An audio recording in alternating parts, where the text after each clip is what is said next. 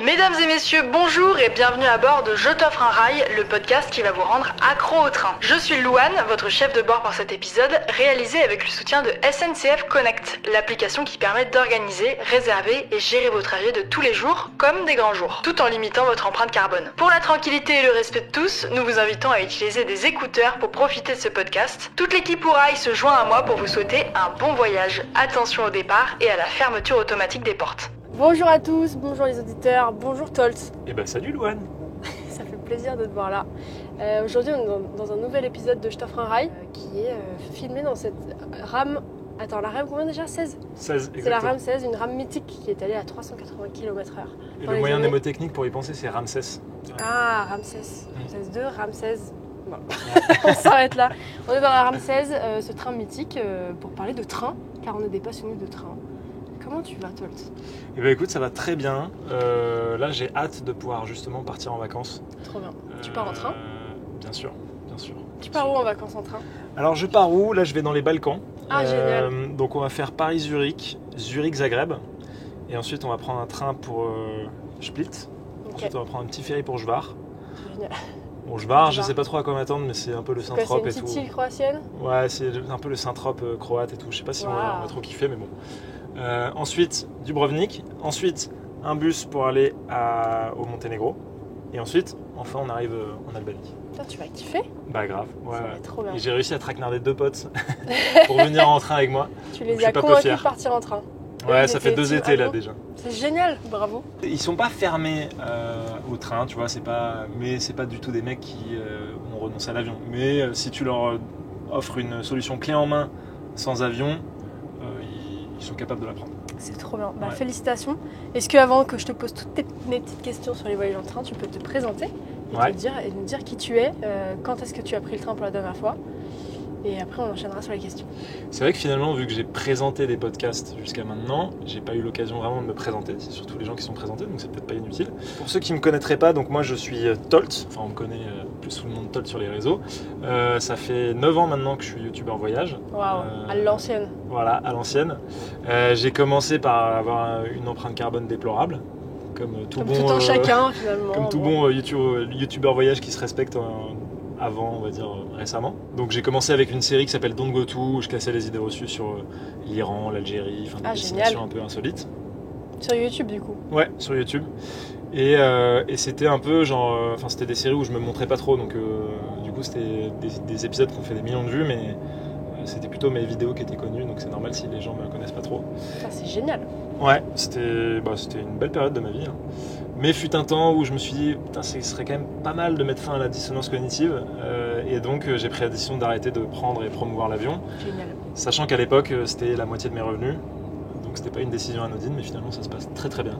Et l'aboutissement de tout ça, c'est le lancement de Ourail, qui est un média qui s'est donné pour mission de faciliter les voyages sans avion et sans voiture.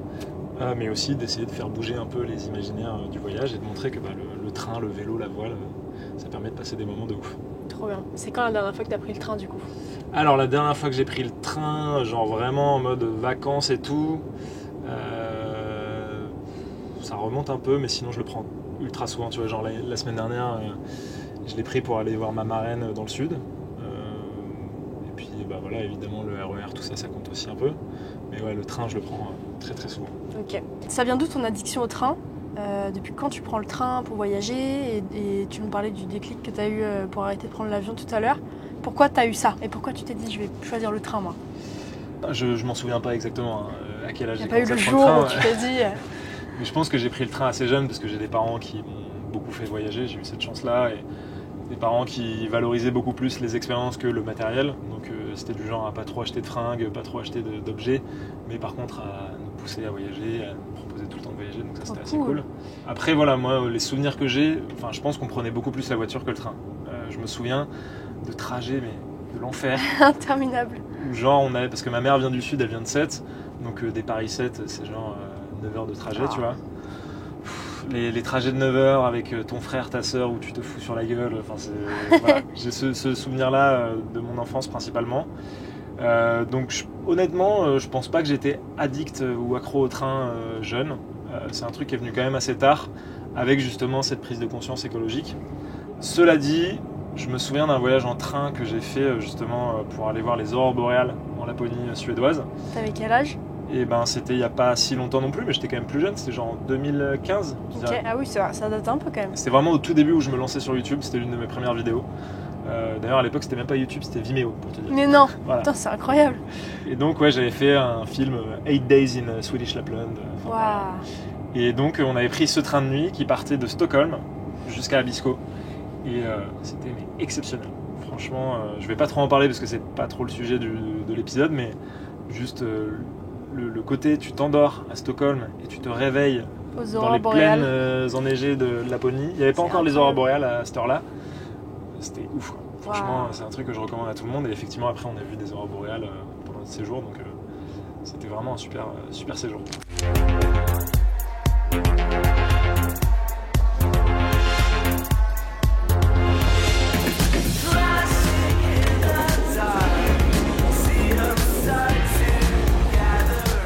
Bah écoute, justement, on va plonger directement dans le voyage que tu vas nous raconter.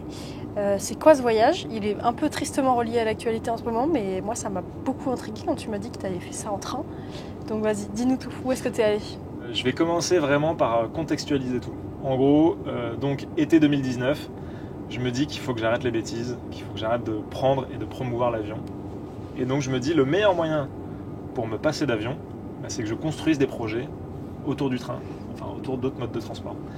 Donc c'est des projets sur lesquels je vais mettre de l'énergie, sur lesquels je vais prendre du temps, donc forcément j'aurai plus de temps pour partir en avion. Et donc je commence à... Enfin il y a une idée qui naît un peu en moi de retourner en Iran mais en train. Waouh. Et donc je commence à... Attends, pourquoi retourner en Iran? Parce que j'étais déjà allé en 2015. Ok. J'étais déjà allé En avion. vacances. Bah, c'était ma toute première vidéo qui a buzzé. Ok. Donc c'est je me incroyable. lançais un peu dans la vidéo, etc. D'accord. C'est une vidéo qui s'appelle Don't Go to Iran où je cassais les idées reçues sur l'Iran.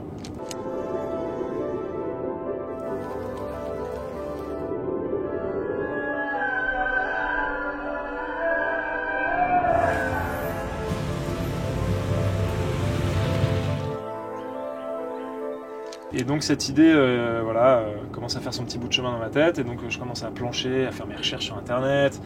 Donc je commence déjà à constater à quel point c'est une galère de trouver des itinéraires à travers l'Europe, etc. Et c'est la première fois que je découvre un site qui s'appelle Site 61, qui est un peu la bible pour ceux qui aiment voyager en train. Et voilà, je construis mon itinéraire, je construis mon projet pendant plusieurs mois, je commence à trouver des partenaires pour faire des étapes à chaque fois, etc.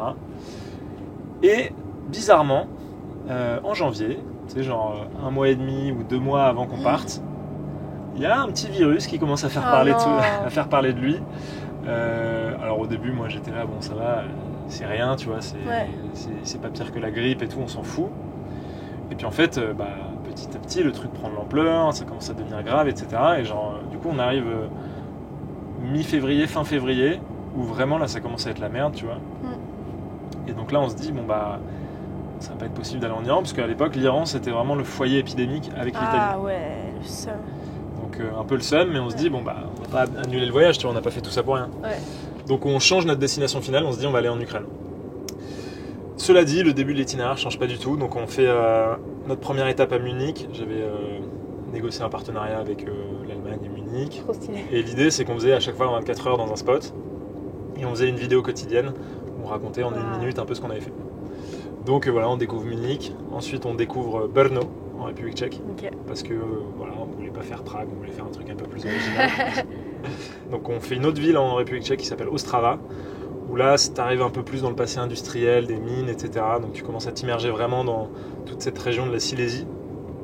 Et ensuite on fait une autre ville, pareil dans le même délire, qui s'appelle Katowice en Pologne, avec à côté la ville de Zabrze, qui est pareil, vraiment là c'est tout le passé minier, donc c'est pas du tout glamour.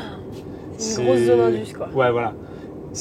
Honnêtement, c'est pas beau. Je vais pas te dire que c'est beau, mais c'est intéressant, tu vois, d'un point de vue historique, pour comprendre la région, etc. Donc, je pense que ça plairait pas à tout le monde, mais moi j'avais quand même bien aimé. Donc, on fait tac, Zabrze, machin, et ensuite, on file à Cracovie. À Cracovie, magnifique. Franchement, c'était un de mes coups de cœur. Je sais pas si t'es déjà allé, mais c'est trop beau. En train, justement. Voilà, mais franchement, c'est super beau. C'était chouette. Mais sauf que, en fait, tout au long du voyage, tu sais, on regardait dans les actus, tiens, c'est marrant, on a l'impression que le Covid nous suit. Ouais. Parce que genre, on quitte l'Allemagne, hop, l'Allemagne ça commence à être la merde, ils commencent à penser à confiner, etc. On arrive en Pologne, on voit que la Pologne ça commence à chauffer, enfin bref.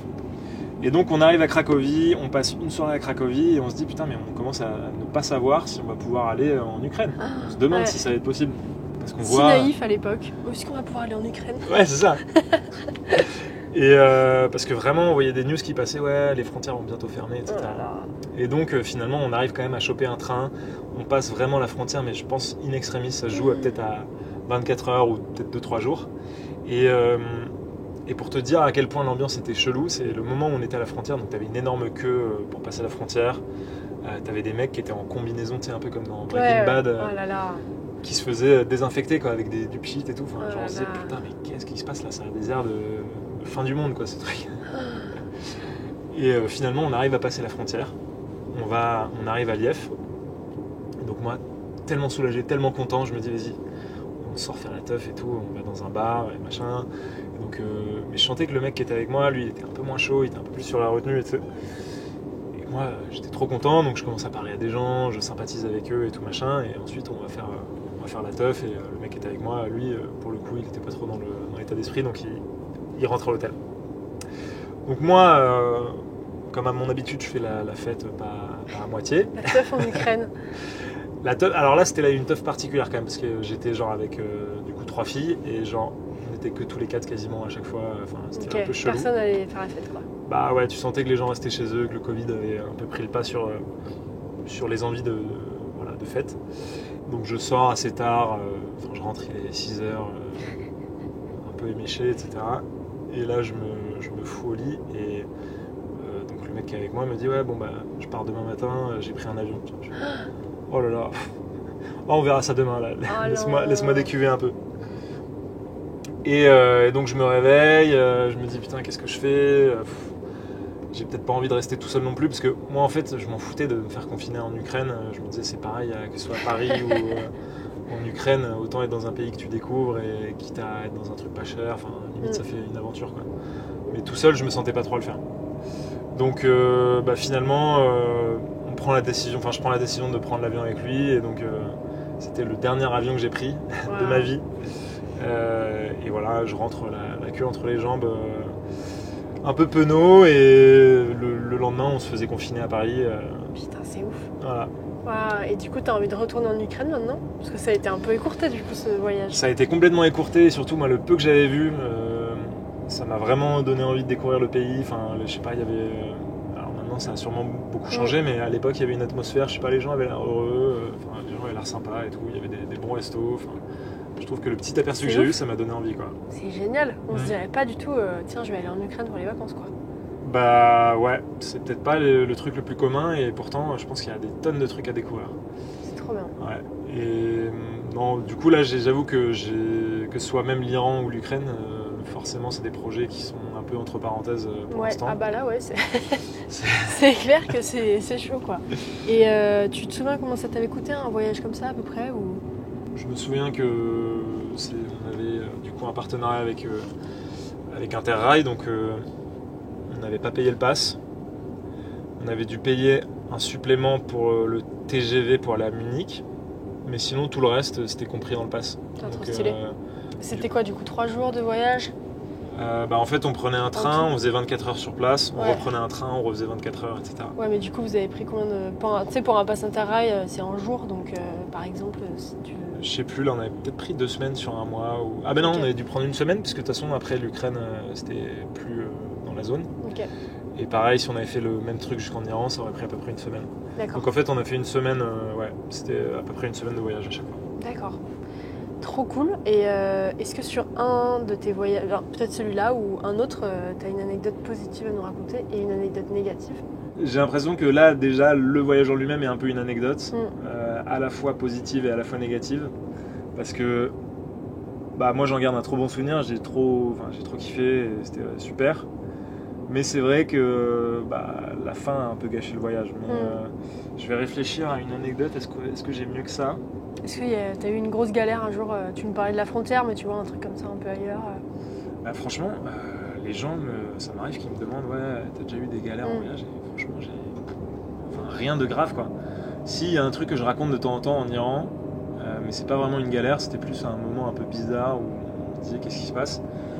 En gros, on était dans le désert de Maranjab, qui est un désert dans le nord, et on avait un guide et on campait pendant 2 jours dans le désert.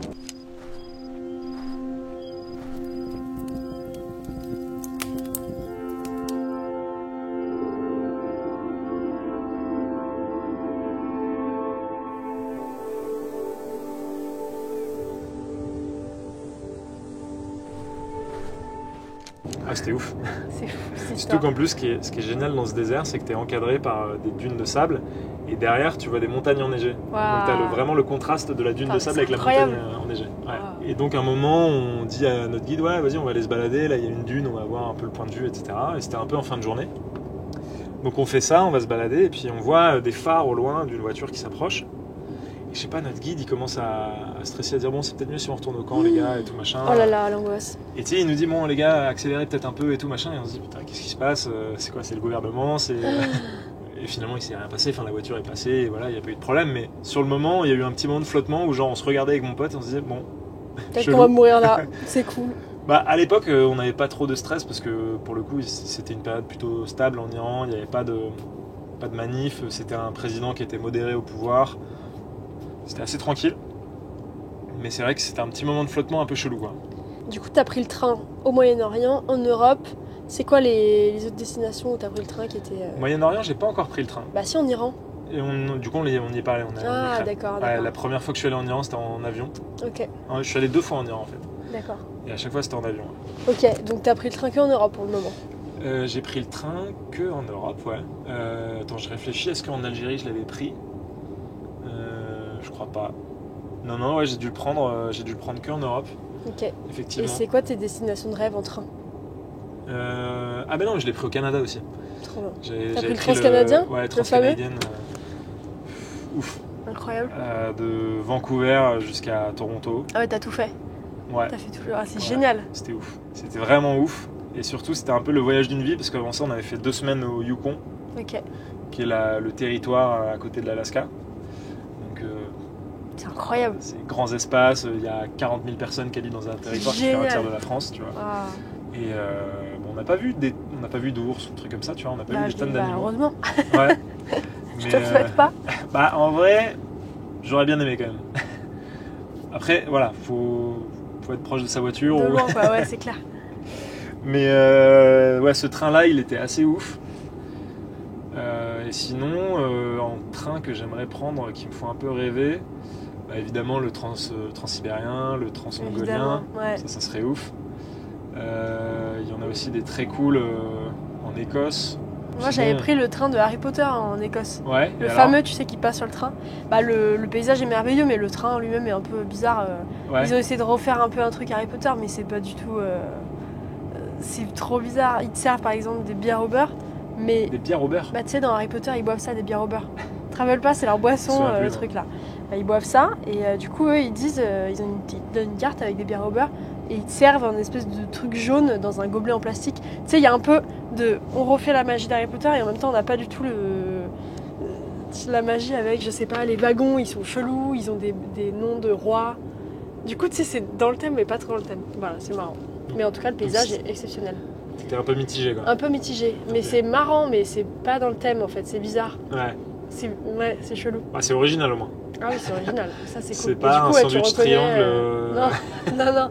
Non, ouais, il y a vraiment des trucs. Ils ont essayé de refaire les boissons d'Harry Potter, en gros, et même un peu des trucs d'Harry Potter, mais pas tout.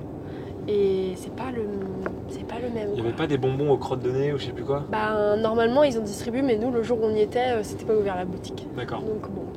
Et t'as fait ça dans quel cadre? Bah, en faisant le tour de l'Écosse en train. Ok, Ouais, stylé. tu voyages en train, quoi. Ouais. Ah non, c'est cool. Et donc toi, Ukraine, etc., jamais allé dans ces coins-là? Bah moi je suis allée jusqu'en Lituanie en train, jusqu'à la ville charmante de Kaunas. Sympa. Ouais, ouais c'est le plus long où je suis allée. Ça m'attire pas trop l'Ukraine. Ouais, en ce moment, En je ce peux moment comprendre. c'est un peu chaud, mais j'aimerais bien par contre aller en Asie en train, donc du coup Ouais. potentiellement passer par là quoi. Il y a de quoi faire. Hein. Ouais, j'imagine ouais. Ouais. C'est trop cool. Du coup, ton pays de rêve ou ton endroit de rêve à aller Alors, plutôt transsibérien, Justement, moi, il y a un truc quand même que je veux pas abandonner, mais je crois que le train a toujours pas repris à cause du Covid. C'était le fameux train que je voulais prendre pour aller en Iran, qui est un train qui s'appelle le Trans-Asia Express, Waouh. qui Déjà, part d'Ankara et qui va jusqu'à Tabriz en Iran. Ok. Donc, Incroyable. Je ça savais avait même pas l'air que ça ouf. existait. C'était genre 2-3 jours. Et je devais prendre celui-là au moment du voyage. Et en fait, évidemment, au moment du Covid, ils l'ont arrêté. Et je crois que ça n'a toujours pas repris. Bah ouais, surtout avec la guerre et tout. Ouais. Un peu chaud. Donc j'espère que ça reprendra un jour. Et sinon, j'avais vu aussi un autre train en Iran qui longeait un peu plutôt la partie ouest, qui faisait un peu du nord au sud, qui avait l'air assez stylé. Qu'est-ce que j'ai vu d'autre de sympa? En Amérique du Sud aussi, je crois qu'il y a des trains assez stylés. Enfin, j'aimerais des trop faire trains ça. stylés, il y en a plein. Forcément, tu as la question de savoir est-ce que ça vaut le coup De prendre l'avion pour aller prendre le train. Moi je le ferai pas. Donc ça veut dire qu'il faudra que ça s'inscrive dans un tour du monde à la voile ou un truc comme ça, quoi. C'est génial. Ah bah oui, mais c'est pas tout de suite. C'est un voyage de vie, quoi. Faut C'est y ça. aller. C'est ouf comment le voyage en train, ça montre un peu les galères que le monde, auxquelles le monde fait face, tu vois. À chaque fois qu'on dit, moi je pars en voyage en train, on se dit, ce pays je peux pas y aller parce qu'il est en guerre. Enfin, c'est quand même intense. Là, on a eu Victoria juste avant, elle nous disait, moi je pars en Inde en train, du coup, on pouvait pas passer par l'Iran, donc du coup, on doit prendre un bateau à Oman. Enfin, c'est ouf quand même. Alors quand tu prends l'avion. Il pourrait passer par l'Iran, je pense. Je sais pas, peut-être. Ça se fait, mais. C'est un peu intense en ce moment quand même. C'est pas idéal. C'est fou, le train, ça révèle les inégalités dans le monde, quoi. C'est un miroir de la géopolitique, ça c'est clair. Parce que c'est vrai que l'avion, ça te permet d'éviter tous ces trucs-là. Encore que, tu as des fois où tu peux pas survoler certains espaces, etc. Ouais. Mais bon, c'est moins impactant, c'est sûr. Bon, écoute, est-ce que tu veux nous raconter un autre truc? Parce que moi, j'ai plus de questions, mais c'était un épisode hyper riche. C'est vrai que finalement, en fait, c'est un voyage qui a été avorté, donc j'ai pas des tonnes de trucs à raconter là-dessus. C'est quoi ton prochain voyage en train, alors? Ah bah voilà, voyage bas carbone. Prochain voyage bas carbone. Alors, il va y avoir l'Irlande. Génial. Qui est pas vraiment bas carbone, pour être très honnête. Pourquoi? Parce que tu vas en bateau? En gros, l'idée, c'est que là, ils vont lancer une offre ferry plus train. Et en fait, j'ai fait le calcul. Malheureusement, le ferry, c'est pas beaucoup moins polluant que l'avion. Alors après, moi, je suis quand même à l'aise à le mettre en avant et à le faire. Parce que c'est aussi une démarche qui est un peu plus slow travel, on va dire. Ouais. Qui permet de reconsidérer un peu son rapport au temps, aux distances, etc. Et parce que tu pars de France jusqu'en Irlande. Tu passes ouais, pas en par fait, l'Angleterre. tu prends un train jusqu'à Cherbourg. Et ensuite, tu prends un ferry qui va de Cherbourg à Dublin. Ok. Et pourquoi tu passes pas par l'Angleterre, du coup, pour pouvoir faire parce que là, c'est en partenariat avec l'Irlande. Et notamment une compagnie de ferry. Ah. Donc, eux, ils veulent pousser ça. Et oui. Donc, forcément, je suis un peu obligé. Okay. Après, voilà. Je le ferai de façon très transparente, c'est-à-dire que je le présenterai pas comme un moyen plus écolo, je le présenterai comme un moyen de pas prendre l'avion et de revoir son rapport au temps et aux distances. Ok, donc l'Irlande, prochain voyage. Irlande, et du coup, ce qui nous amène à l'Écosse, dont on a parlé un peu tout à l'heure, l'idée ce serait ensuite de revenir par l'Écosse. D'accord, trop stylé. Enfin, par Écosse, Royaume-Uni. Tu vas adorer ça, c'est génial. Ouais, grave. C'est un peu cher, mais... Ah ouais? Ouais, tu sais, le Royaume-Uni, c'est un peu plus cher que n'importe où ailleurs, finalement. Mais c'est incroyable, tu vas kiffer. Écoute, j'ai hâte. En tout cas, en plus, ça va être pendant la Coupe du Monde de rugby, donc il va y avoir une ambiance de malade. Trop bien. Et après, sinon, dans les autres projets, qu'est-ce que j'ai dans le pipe? Je vais forcément retourner en Italie d'un moment ou un autre. De toute façon, l'Italie, moi, je fais plus une seule année sans faire un passage en Italie. C'est terminé, en fait. C'est une résolution. En fait, c'est débile. De faire une année sans aller en Italie, c'est débile. Pourquoi faire, en fait? Ça sert à quoi, voilà. C'est tellement bien l'Italie, franchement. C'est quel pays, pays. C'est vrai que moi, j'ai découvert aussi cette année et j'aime beaucoup. Mais les gens sont C'est la tellement Dolce Vita, cool. finalement. Ouais. C'est cool. Les gens sont cool, c'est beau. C'est très beau. C'est surtout très bon. Franchement, c'est ouf, quoi. Donc, et en plus, ils ont des trains intéressants, tu vois, des trains de nuit qui te font aller jusqu'au sud et tout, donc c'est quand même sympa. Ouais, c'est vrai. Où est-ce qu'on te suit? Où est-ce qu'on te suit toutes ces aventures en train? Généralement, quand je vis des aventures en train, je les partage sur Ourail. Mais si les gens veulent me suivre sur mes réseaux perso, c'est Globetolter, donc Globetolter. Voilà, petit jeu de mots. T'es pas la seule, hein. Pas le monopole du jeu de mots. Donc Globetolter, et sinon sur YouTube c'est Tolt en voyage. Et sinon TikTok, etc. aussi c'est Globetolter. Voilà. Un peu tous ces trucs là. Bon génial, merci beaucoup pour cet épisode. Merci à toi. Et puis on se retrouve dans plein d'autres épisodes très vite, autant toi que moi. Donc ça va être chouette. Merci à l'équipe de Wourail d'avoir organisé tout ça. Merci à SNCF Connect. Et merci au Technicentre Sud-Est européen. Ouais, voilà, celui-là. De nous permettre de tourner dans cette fameuse Ramsès. Ouais, c'était un chouette épisode. Merci et bravo pour tous ces voyages. Merci à toi. À très vite dans le train. À très vite dans le train. Mesdames et messieurs, vous êtes arrivés à destination, terminus du train. Assurez-vous de n'avoir rien oublié et de vous abonner au podcast et à nos réseaux si ce n'est pas déjà fait. Toute l'équipe Wourail et SNCF Connect vous remercie d'avoir passé ce moment en compagnie de la Team Train et vous dit à bientôt pour un nouveau voyage sans avion.